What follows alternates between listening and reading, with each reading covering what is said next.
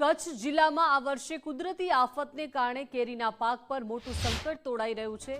Season દરમિયાન પડેલા કવખતના વરસાદ અને માવઠાના કારણે કેસર કેરીના ઉત્પાદનમાં અંદાજે 50% જેટલો મોટો ઘટાડો નોંધાયો છે। ખેડૂતોના જણાવ્યા અનુસાર ફૂલ અને ફળ આવવાની મહત્વની સિઝનમાં જ વરસાદ ખાબકતા મોટાભાગની કાચી કેરીઓ જમીનદોસ્ત થઈ ગઈ છે। ઉત્પાદન ઘટવાની સાથે કેરીની ગુણવત્તા પર પણ માઠી અસર પડી છે, જેના કારણે વિદેશી નિકાસમાં પણ ઘટાડો થવાની ભીતિ સેવાઈ રહી છે। આ પ્રતિકૂળ પરિસ્થિતિમાં હવે કચ્છના ખેડૂતો પરંપરાગત કેસર કેરીના વિકલ્પ તરીકે સોનપરી જાત તરફ વળી રહ્યા છે, જે પવન અને વરસાદમાં વધુ ટકી શકે છે।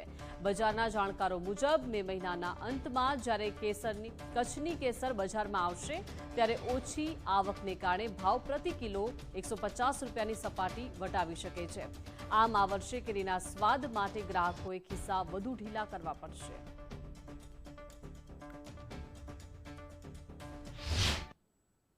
કચ્છની કેસર કેરી આજે દેશ વિદેશમાં પ્રખ્યાતિ મેળવી ચૂકી છે, ત્યારે આ વખતે વાતાવરણને લઈને કચ્છની કેસર કેરીની શું સ્થિતિ છે તે જાણવાનો પ્રયાસ કરીશું। આપણા સાથે ખેડૂત છે આપણે હરેશભાઈ ઠક્કર, તેમની સાથે વાત કરશું। આ વખતે કચ્છની કેસર કેરીની શું સ્થિતિ છે?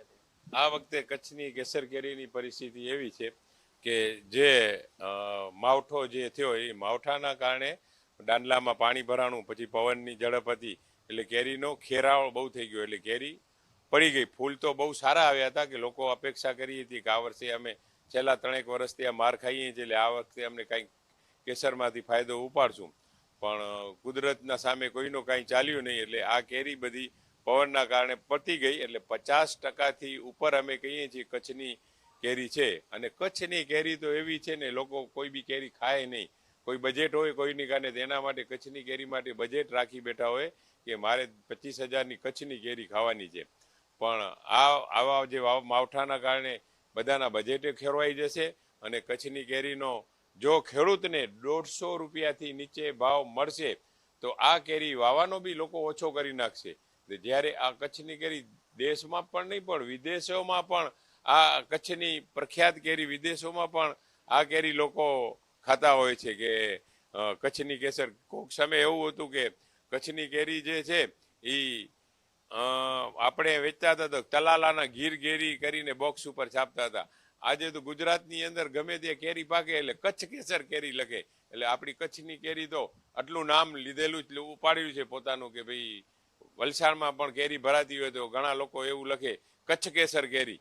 વલસાડની કેરી હોય પણ બોક્સ ઉપર કચ્છ કેરી લખેલું હોય છે। અને ક્યારેક કચ્છ એવું હતું કે તલાલાના નામે વેચતો હતો। આજે તો ઇન્ડિયાભરમાં નહીં દેશભરમાં કચ્છની કેરીનો આટલો બધો ડિમાન્ડ છે અને ટેસ્ટ વાઇઝ એટલી બધી સારી છે। આ વખતે જોવા જઈએ તો કચ્છની કેસર કેરી માર્કેટમાં કયા સમયમાં આવશે અને એક્સપોર્ટમાં અત્યારે શું અસર પડશે? હા, બહુ સારી વાત કરી કે ભાઈ એક્સપોર્ટમાં જે છે હવે આમાં તો નાના નાના કસ્ટમાઇઝ જાય છે અને એના ફ્લાઇટોના અને કે છે ભાડા વધારે છે એટલે નહીં જાય। આ કેરી જો એક્સપોર્ટ નહીં થાય, ઘણા પ્રમાણમાં કચ્છની કેરી એક્સપોર્ટ જ થઈ જાય છે, ડોમેસ્ટિક બી વેચાય છે, તો ખેડૂતને ભાવ ઓછા મળશે। ભાવ ઓછો મળશે તો વાવેતર ઘટી જશે અને આ જો ભાવ નહીં મળે ખેડૂતને અને ભાવ ઘટશે તો જે આટલું કચ્છે નામ કમાવ્યું છે એ કેરી નહીં હોય તો કેરી વગર તો નામ નહીં રહે। એટલે એને ખેડૂતને પૂરા 150 રૂપિયાના ભાવ મળી જાય તો ખેડૂતને પડતર પૂરી મળે તો વાવેતર લોકો કરશે કચ્છની કેરીનો। અને મે મહિનાથી જે તમારો સવાલ છે કે ક્યારે ચાલુ થશે, મે મહિનાથી 15-10 જુલાઈ સુધી આ કચ્છની કેસર જનરલી રહેતી હોય। ખેડૂતો આપણે હરેશભાઈ ઠક્કર અને તેઓનું પણ કહેવું છે કે અત્યારે જે કેસર કેરીની શું સ્થિતિ છે તે અંગેનો ચિતાર પણ આપ્યો છે। કેમેરા રેહાન સાથે કૌશિક છાયા, ગુજરાત ફર્સ્ટ કચ્છ।